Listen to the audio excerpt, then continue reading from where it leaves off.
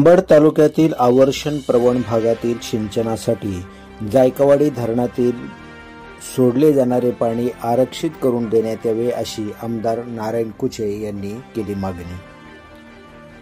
बदनापूर अंबड विधानसभा मतदारसंघातील अंबड तालुक्यातील जामखेड, रोहिलागड, पारनेर आणि ताड हदगाव या 4 जिल्हा परिषद सर्कलची 90 ते 100 गावे कायमस्वरूपी टंचाईग्रस्त आहेत। साधारणपणे या भागामध्ये 1 लाख लोकसंख्या असून शेतीसाठी पाणी मिळत नाही, त्यामुळे या भागातील शेतकऱ्यांचे जीवनमान सुधारलेले नाही।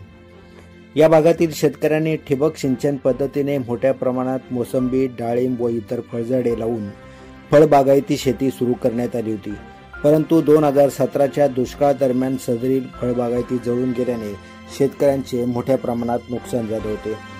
रोहिलागड गावापासून जायकवाडी धरणाचे हवाई अंतर सुमारे 45 किलोमीटर आहे।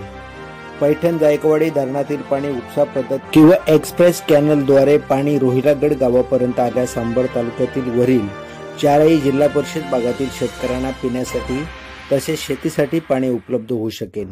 या भागामध्ये पाणी आल्यास या भागातील लघुसिंचन तलाव, साठवण तलाव, पाझर तलाव यामध्ये पाणी सोडल्यास पाणी टंचाई दूर होण्यास मदत होणार आहे। जायकवाडी धरण भरल्यानंतर पाणी हे गोदावरी नदीमध्ये सोडले जाते।